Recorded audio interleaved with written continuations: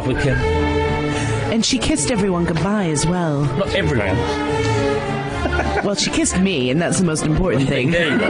Yes, she did. Kim has gone out. And tough fact, Kim Wilde. Kim Wilde was just here. Miriam Margolyes with us now. And, you've had... It's I don't know, it's a good thing. Do you want the supporting cast to be too strong? She was very strong. Don't want to put any pressure on here. She was very good. She was very, very good at this time. The stronger the better, surely. We'll discuss this when I announce you as our surprise guest. But I don't know. I mean, I come from a kind of rock music background, and notoriously groups don't like their support bands to be too good. In the theatre, supposing there is some burning, raging star joins the cast, is that always a good thing? Yes, of course it is. You don't want to be There's with no rubbish. rival, no competitiveness there? No, if you're any good, it makes you better. If you're no good, it'll make you good. Yeah, but that's you talking, you see. I bet that's not uniform in the business. I think it is. I believe it is, yeah. Why not? There's no prima donnas out there saying that the kid's too good, fire him. There's none of that ever gone on in the theatre? Well, not to my knowledge. I think we're too sensible. Yeah. No, I want to be with good people. See, I've only ever done pantomime in barking. And if I remember correctly, the lead in that, who shall remain nameless, was very off with me because I got a couple of extra laughs. Now, that may not be enough to base a thesis on the theatre on. I'm no Simon Callow, but I thought it was widespread, and apparently not. I'll take your word. I don't think so. Are we on the air at the moment? Oh, yeah. I didn't know. I wasn't sure whether we were or not. That is the nature of the beast. We stagger. You see, I could. If I gave it some of this... My next guest this morning is perhaps best known at the moment for the Harry Potter. We don't want to need up on any of that. We just come on the air because we're all chatting here. And when I like that. That's good. We have no choice. I've made it a style. I like the informality, mate. It's very That's nice. That's exactly what it is. Very My guest nice. this morning is Bob Hoskins. It's kind of informal, but it's also just conversation, I hope, going hither and yon. And now I shall welcome aboard our guest, Miriam Margolyes. And that's it. That's as good as an introduction as you get. That's lovely. So, have you never worked, and I'm not fishing here, it just seems to have led us here. Have you never worked with some out-and-out old bags and... Oh, yes, I've got a few people on the hit list, but for the most part, I would say everybody is lovely and professional. And I suppose you're all too terrified initially when you all get together to giving it any... Yeah, there's a lot of fear around, but especially when I come on the set. But no, I think a lot of baloney is talked about, the kind of animosity people have. We just want to be good, and we want to do a good job, and we want people to like us, and that's it. What was the let's go? What was the very first time you thought, this will do? I think I'll have some of this. This is it. I seem to be getting a good response here. Oh, I think at school when I was being naughty and made people laugh. Oh, yeah, I dressed up as the French teacher and came in a fur coat. Yeah. You know, with a sort of French accent like that. And you turned around one day and she was standing there and all of that. Oh, absolutely. Yeah, that's exactly what happened. And I got sent to the headmistress. But it was fun.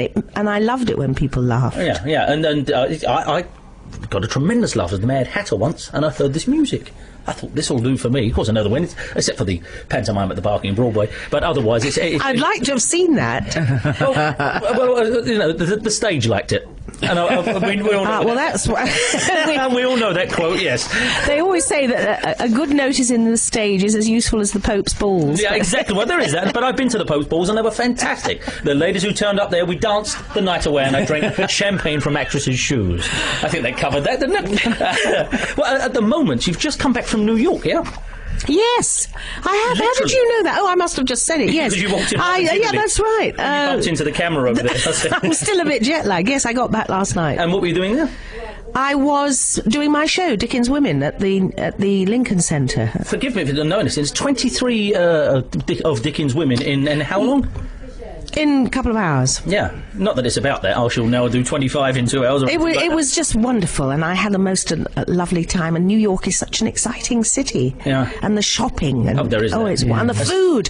Oh, the pastrami overstuffed sandwiches. I love it. You see, those cakes that revolve as you walk into some of the delis, I always think, I'm going to have one of those afterwards. Oh, but you like cakes, don't you? That shows you're immature and underdeveloped. No. Yeah. I'll buy the first part of that description. Miriam, not the second part of it. No, and the thing is, because those sandwiches turn up, and of course you can't get through those sandwiches, and I've never yet had one of the revolving cakes, and I don't think they ever change. They're about 2 feet. No, the cakes in the display do not change. Nobody ever eats them because you can't even finish your proper meal. Why you have to take it home in a doggy bag. I'm not asking you to defend this, but why are New York sandwiches so enormous? Indoors you don't have sandwiches that size, do you, over in the States? Yeah. Oh, okay. That's why do you think everyone is rotund? That's why she's fat and I'm fat. Okay.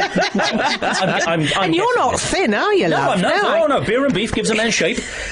So coming back from New York, and how do New Yorkers take to the Dickens? I should imagine they eat it up with a fork. Well, I was thrilled because I got standing ovation. Standing. They stood at the end of the show. Maybe they were just damn glad to get out, but it was just wonderful. I was so thrilled and excited. You've worked there many times. You worked with Scorsese over there, of course, yeah? Yes, that was in California. I wasn't in New York. Oh, no, wait a minute. I went to New York to meet him. You're quite right. No, it was in New York. But I wasn't doing my own show. It was along with people like Winona Ryder. No, of course, yeah, but even the well-known shoplifter. Exactly. Well, I know. Tremendous story. That is. What is going on there? But it was research for a part. Now you're in the... Oh. Did you buy that? Tell it to the Marines.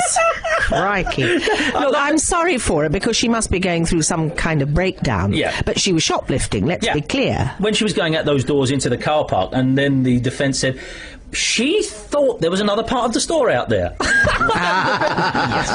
But the most surprising part of all is she got convicted, I think, because I thought, well, they're going to say Winona, because the jury was made up of movie people, but she actually got convicted. It's a sad episode, and I do feel sorry for her, but I like people to know the truth. Yeah, and she was shoplifting, and she was convicted, and that's it. And that's it. But you worked with her in The Age of Innocence. Yes, yes. And she was brilliant in that. Yeah. In fact, she got nominated for an Oscar, and I wanted to get that nomination. But she went in the supporting actress category, although she was really one of the lead actresses. Yes, she was in that, yeah. So I got elbowed out. But you have an OBA and she doesn't. You're right. Darn it. What would you... They can't take that away from... Well, they could, but I'm... The Oscar must be, even though, you obviously have a very fresh view... Smell. A very fresh smell, very fresh view of all of the acting profession. You've been around the block. But the Oscar still has that lure, doesn't it? You think...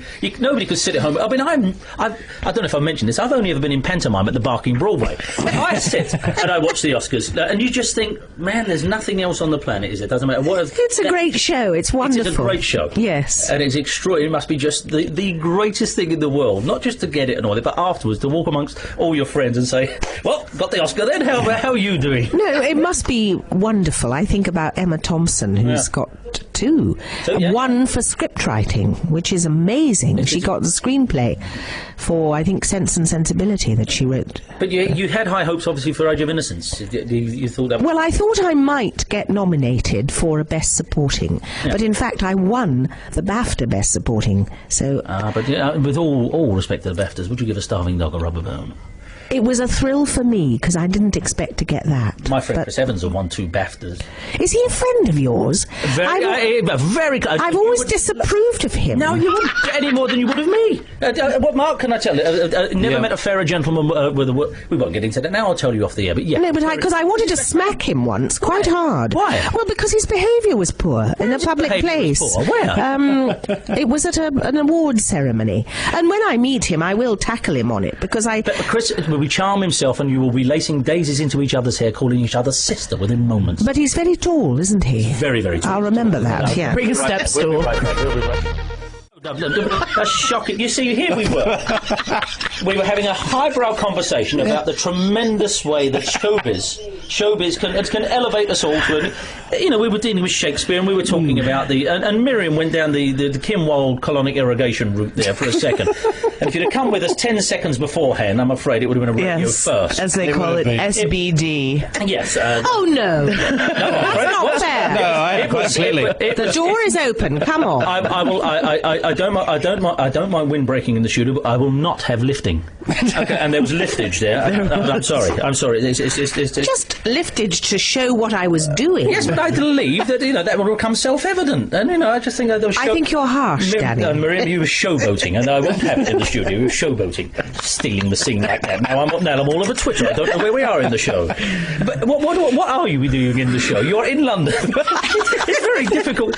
Some things like I'm afraid the loud breaking of wind is a showbiz tradition which is very hard to follow, which is why Shakespeare, when in doubt, went there. Are you going to ask me about the vagina monologues? Yes, I'm about to. Yes, perhaps. I knew it was something close. Yes, you're in town for the vagina monologues. Now, the latest in a long line of... That's right. So how intimidating or helpful is that? It's thrilling to be part of a long line of ladies. No, I'm having a wonderful time, and I'm with Jenny Eclair and Rula Lenska, both of whom are brilliant and friends. Rule's been in talking about it. Oh, she told you. Well, then She joined. Yeah, she told us about. But I should imagine, as I say, it's like I think I'm one of the few people who hasn't been in art, even though I was in a panto once in Barking. And taking that, do you take any notes from other performances? Or are you just going to say no? It's going to be as if I'm the first in it and it comes fresh to me. I think if you're told something works from another performance, you do incorporate it if it does work for you. Yeah. And Irina Brown is our director, and she's very good with us and very firm. And we only have one day's rehearsal. Oh. But I have done it in the West End before with Sian Phillips and Suzanne Bertiche and the lovely Sophie Dahl. Oh, of course, Sophie Dahl. Yeah, being in a dressing room with her is both uplifting and depressing. Well, she's so damn lovely, you know. Yeah, that's the depressing part. Well, I'm sure you brought the tone down, though, giving taking. I did my best, then. Speaking of, don't worry, son. You're entitled to use that voice. Some people may think, well, actually, because of course, before we came on there, we were celebrating South London. Now I know we're alienate the other three quarters here, but frankly, I've never cared about that. Well, I live in Clapham, and I love it, and I'm a passionate South Londoner. Yeah. My mother was from Dulwich. And my grandfather had a second-hand furniture shop in Camberwell New Road. Really? Till when, do we know? Because with any pieces... probably till the Second World War. And because I'm 61, you know, so it's all, we're going a long way back. I don't know what it is now. And my mother had a dress shop in Peckham, in Rye Lane, Peckham, which now is... can I say it's C&A? Oh, certainly C&A, yes. Yeah. We may even get something out of it, I believe. There's probably even something else now, isn't it? Haven't C&A gone under? Have C&A gone under? I don't know. Yeah. I don't know. But despite the best efforts of Winona Ryder, they remain in business, I believe. But so certainly, now you're getting towards me with the Peckhams. Yeah. So how comes the actress thing came out, if you came from a long line of both... Of second-hand furniture sales. And haberdashers, yeah. How comes that came out in you? And were the family... Well, I don't know. I just think it's the route that Jewish immigrant families take. First of all, you're in trade, then you're in the profession, and then you're an artist. That nearly all immigrant families. That is, yes. Actually, it is a lineage, isn't it? And I'm an example of that. My dad was a doctor. And have you ever been... Because, you know, especially I should mention to Americans, Margolyes. Margolyes, actually. Is it Margolyes? Is that what it gets? Yes, rhymes with fleas. Margolyes, yeah? Yes. And what other pronunciations did you get? Gargoyle, yeah. Margoyles. Garmolias. Have you ever thought it wasn't, as they say, a marquee name and gone for... Yes, I was advised to change my name by a casting director called Jeannie Arisa many years ago, and I thought, silly old moo, she doesn't know what she's talking about, so I kept it. Didn't offer you any names you could have got? No, look, if you're any good, the name is immaterial. Well, as in Winona. Who knows about that? Yeah, exactly. And she's Jewish. Exactly. Well, half Jewish, I think. Yeah. That's the retail bit. How's the Harry Potter thing going over at the moment? Is that fun? Oh, it was fun. My word, it was fun. But is that what brings everyone's kind of, this lady from Harry Potter? Yes, well, in America, I was recognised all the time, and kids, whom I don't like, as you may know, I'm not mad about children, they kept coming up to me, and I had to kind of leer over them and write a little autograph. No, I'm thrilled. It's wonderful. I'm just peeved because it's not #1 spot in New York now. No, Bond has just taken that. Bond has just taken that over. Well, that shows how silly they are. Until the Bond part comes along, and of course when you're... Yes, Bond girl, why not? Yes, well, I tell you, get the... do they still have Moneypenny in the films? Yes, they do. Yeah. Samantha Bond. Well, she's a bit gorgeous. Yeah, although, what about those kind of... Rosa Krebs people, yes. With the knife in your shoe. I could do that, couldn't I? Who was Rosa Krebs? I could kill with a fart, something like that. SBG, like I said. We're not going to get away from that. Well, good morning, everyone. It is BBC London 94.9 with Miriam Margolyes, who's in the Vagina Monologues, which is showing at the... Richmond Theatre Royal. You work tonight? Yes, first night tonight. We've been all around England, and it's been sold out everywhere. And when did you walk off the plane? Yesterday, about 1:30. And how long? Sorry, but just to get the chronology. How long were you in New York? A week. Oh, yeah. Okay. And then before that, I was somewhere else. I forgot where it was. Was it Glasgow, Edinburgh, somewhere like that? Yeah, you've forgotten. Okay, so, but again, without wishing to just detract from the otherwise low vaudeville air we've got going around this morning, 23 characters in the Dickens thing. Yes. Bit of a show-off, really. Give us an idea of who you play. Well, I'm Mrs. Gamp. put the bottle on the chimney piece and don't ask me to take none. You see, almost. Miss Havisham and Pip. Do you miss Havisham? No, I can't.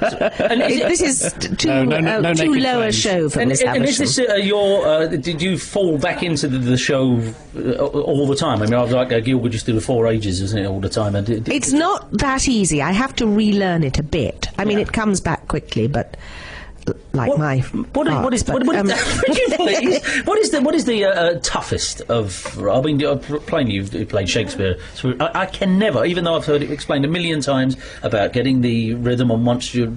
I can never make head or tail of it in terms of how anyone could learn it. Is it the toughest thing in the world to learn? Shakespeare? Yeah. No, Shakespeare's easy to learn. Oh, don't say easy. No, it is true. How do you do it because of the then? rhythm. Easy. Because of the rhythm, it makes it much easier to learn. So what's tough then?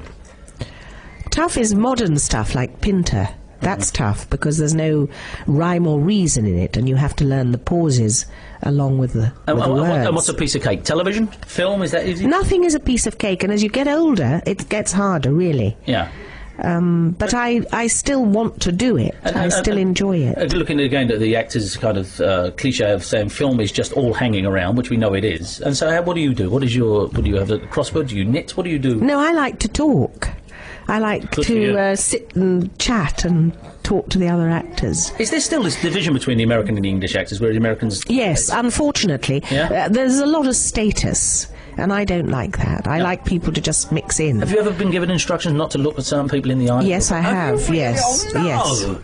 That actually happened. Yes. You see, I don't pay any attention to that, Thank though. God, yeah. No. I mean, it's a terrible thing. A big hero of mine, David Letterman, when he was at London Weekend... Why is he a hero of yours? I think he's very, very funny. Do you honestly? Yeah, I think very it's funny. rather You like Jay Leno. embarrassing. You like Jay Leno. I do like Jay Leno. There's the division, you see. You don't like him? I don't like Leno, no. I think Leno's an arriviste. Well, you know, I tell you why I like him and why I don't like Letterman.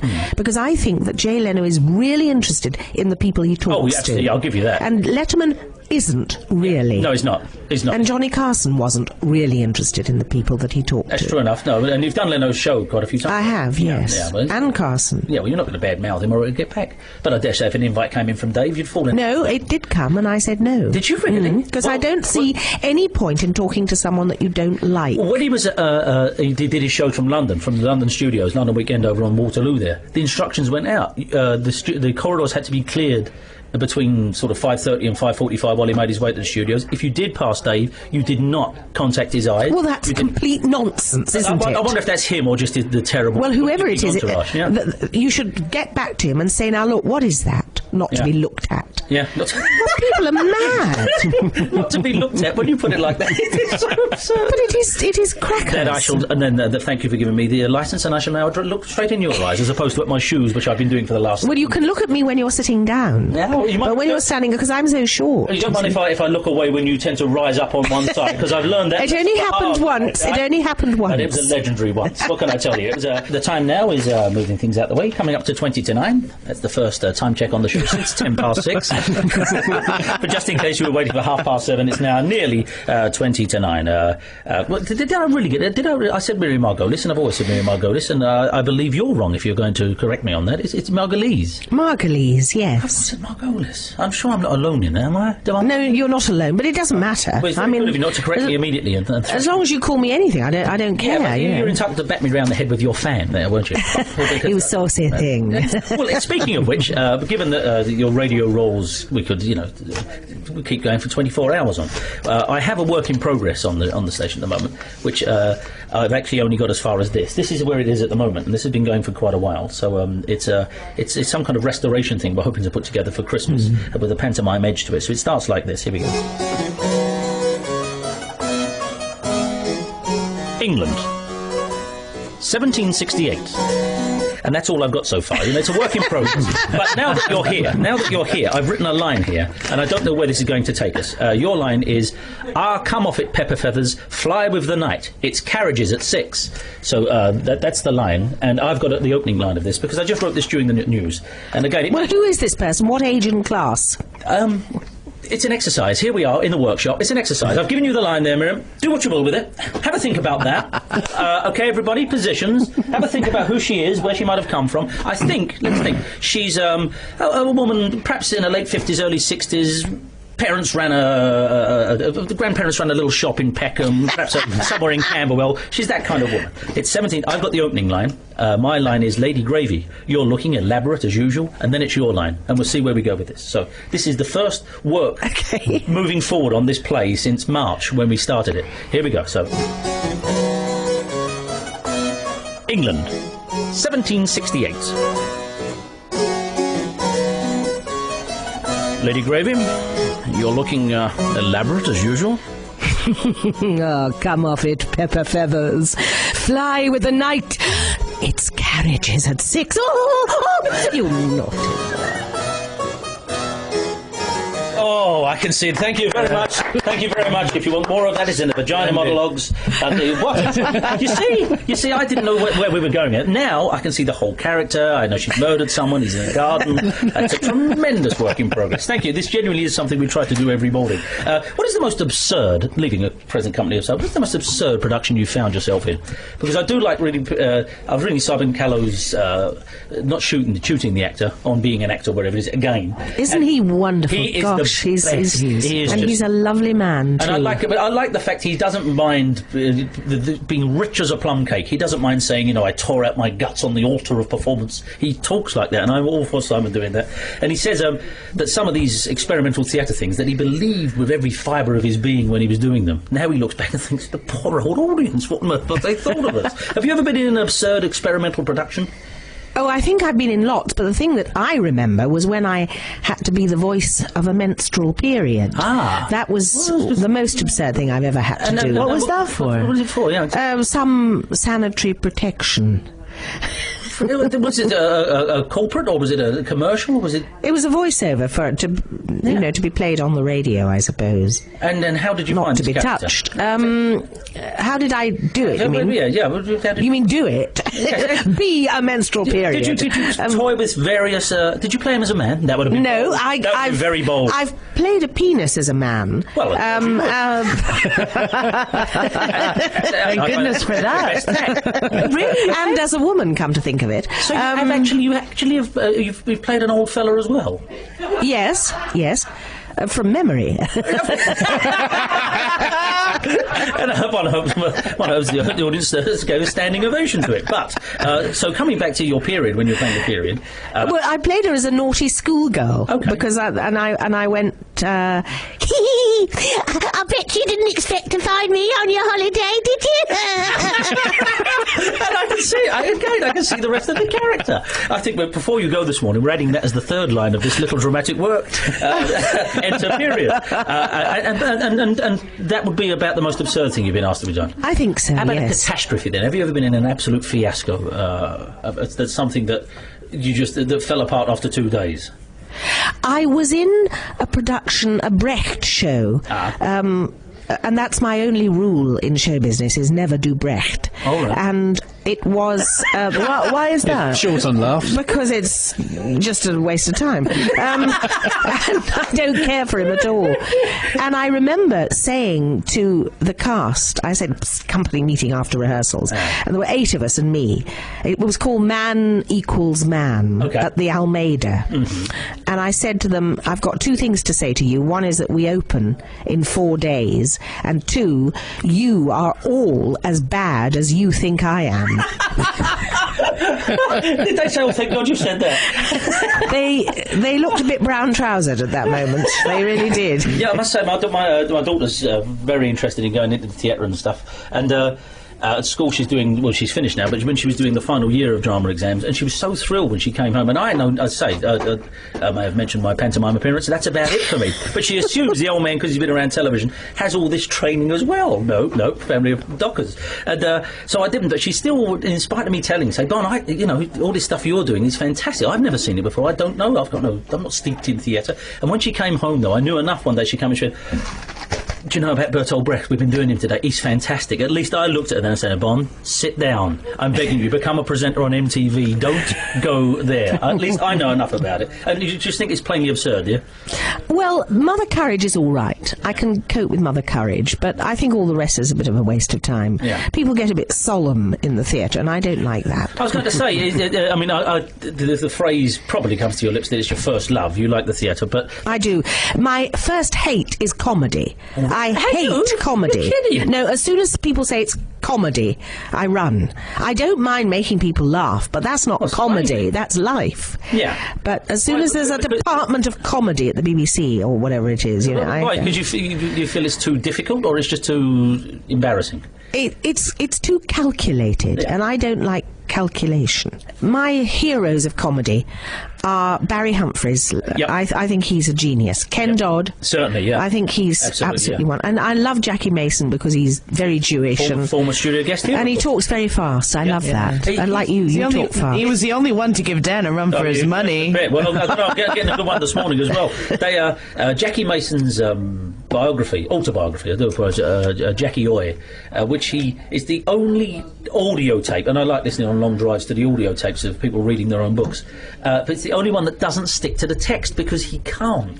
He's reading it, and he's not very comfortable reading, so I won't try and do the voice, but he's saying, and then I met this fella who I should have kept away from because he took all my... Let me tell you about this, by the way. This is not in the book, but this man... And the engineer's saying, Jackie, really, we've got to get this in under 2 hours. He keeps going off piece. He is a wonderful performer. But that's the joy of it, the spontaneity, you see, and that's why I don't like comedy that's the formula. 3 jokes to a page. I can't stand that. Yeah. But you did that said. You do it. I'll do anything I'm paid for. I mean, I'm a whore. And it's been said many times. I suppose so, if you put it that way. Oh, I'm not going to argue. But does that mean commercials? You have no problem with doing commercials? I have no problem. I won't do cigarette commercials because I don't like that. But I'll do anything else. Yeah. I'll do anything else. There's this show sometimes I'm responsible for putting little sallies into for Angus Deaton. Before there were pieces of film of people, holding spears in the background. What was your first television? What would be the very, very first time? It was called Enter Solly Gold. Oh, well, my first television was when I was on University Challenge in 1962. You're kidding. Newnham College, Cambridge. Margolyes reading English. Oh, wow. Yeah. And then you've still got the scarf worn in that manner, did you win? No, this is not a Newnham scarf. We won the first one and we lost the second one. But it was such fun. I loved it. And I was the first person to say on television. Before Kenneth Tynan? Before Ken Tynan. Okay. Because I got a question wrong that I should have got right. But they beeped it out when it was shown. So, and did you get to meet Bamber afterwards? Oh, yes. He's lovely. He is great. They can go on with Paxman these days. No disrespect to Jeremy there, but the fact is, I'm sure Bamber's head was still available. He's doing this fantastic history site. He's been on the show too. What a delightful man. Just lovely. He is. And a real sweetheart. Big old pillar of broadcasting, and to say, underused for my money. Yeah. Well, again, during the news headlines there, somebody popped in the hard news department outside to get a Madam Sprout autograph. That's very sweet. Yeah. Yes. And they got the man, and you did the drawing and everything. Have you ever asked for autographs? Oh, yes. I used to stand in Oxford outside the new theatre, now the Apollo Theatre, at the stage door, and I got Laurence Olivier's autograph. I can remember that because he was so sexual. Yeah. He had such animal magnetism. And how long was he gracious? Did he sign? He was delightful. Absolutely delightful. He took off his hat to me. And I was, a sort of lumpy schoolgirl. Beautiful. And it was thrilling. I'm reading the new biography of Alec Guinness, and from his diaries in that, when he says he knows he's performing better than Olivier, and he's at the Old Vic with him. He says, but there's nothing you can do about the sexual thing. He says, I couldn't do the sexual thing. He said, if he wants to, he'll look at me and think, right, you're nicking this one tonight. And he said he turns on this kind of beam. And that's it. He said all of us just vanish into the shadow. He said he carries his own arc. I think Clinton was like that too, although I've never met him. But I asked Joan Plowright once when we were working in a film together what Sir Lawrence was like. Yeah. And she paused and she slightly shuddered and she said, he was... And there was a pause and then she said, animal. Yeah. Yeah, that's animal like that. And he obviously was. It is odd now because people, certainly even of my generation, only know him from the roles he was taking in Boys from Brazil and The Marathon Man and the big film roles. And yet, time and time again, you cannot read any showbiz or certainly theatre autobiography from the last century where that doesn't turn up every time. They said, you have no idea. Yes, you've got your Bruce Springsteens, you may have your John Lennons, but they said until you saw Olivier in his pomp, certainly in the 40s, walking around the stage, you have no idea what magnetism is. You never actually, apart from that one meeting, you never worked again. I saw it. No, I never worked with him or met him again. Yeah. But it was unforgettable. And I remember feeling a kind of dazed sexuality in myself from him. He was just wonderful. How about working opposite someone? Is there anyone you've worked opposite and you thought, man alive, I'm going to remember this forever, as good as I am? This is male or female? Who's the... I've never met anyone who was as good as me, so... Very good.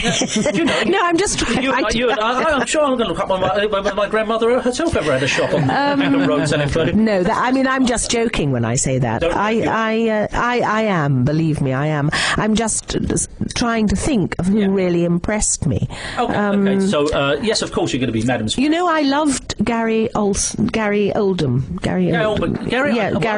From Yeah. New Cross, of course. Deptford and New Cross. He is, yes. I thought he was astonishing. What was that? It was in a film called Immortal Beloved. Of course, yeah. And Isabella Rossellini was there, who is just gorgeous. And they were falling in love on that movie, and it was so exciting to see. Well, it was lovely. The terrible thing is I went to school with Gary Oldman, but I don't know that I did. I wish I'd befriended him then and sucked up to him a bit, because I must have been a year older. I don't think he's the sort of person you suck up to. I think he might be. Oh, I don't think so. I'm going to disagree with you, Mr. Baker, so don't you start now. Another South London leading light. We really should get back to the reason you're here this morning, because we're just indulging ourselves at a fantastic guest experience. The Vagina Monologues is at the Richmond Theatre. Yes, and you have to hurry because I think it's sold out. I think there may be some matinee. Why? Don't get me wrong. Why? Well, as soon as the people see the word vagina, they rush. You know. There is that, but it's been a long time in the saddle now, so to speak. I mean, it's don't in the saddle. I'm not sure. On the marquee, then let's put it that way. But it's turning into a bit of a mousetrap. I mean, in the best possible way. And if that's not another allegory, is it now? It is a very funny show. That is the first thing, the surprise, because most people think they're going to be slightly repelled by it, because vagina is a word that nobody likes. They love the thing, they don't like the word. Yeah. And it's just a brilliant show. It's very, very funny. Yeah. Very funny. Do you remember that first time it kind of popped through a letterbox and they said, you'll like this? Yeah, I said, I don't think I want to do that. Yeah. You know, I handled it with tongs, you thought so to speak. Dreadfully modern and abrasive. And well, I thought it was going to be slightly slimy. You know, I just didn't like the idea of it at all. I nearly said in your face. You can't get away from it. I suppose when you're dealing with that sort of No, but it's so funny. Yeah. And we get to play lots of different characters. And it's just delightful. It's a crowd pleaser. The audience loves it. Yeah.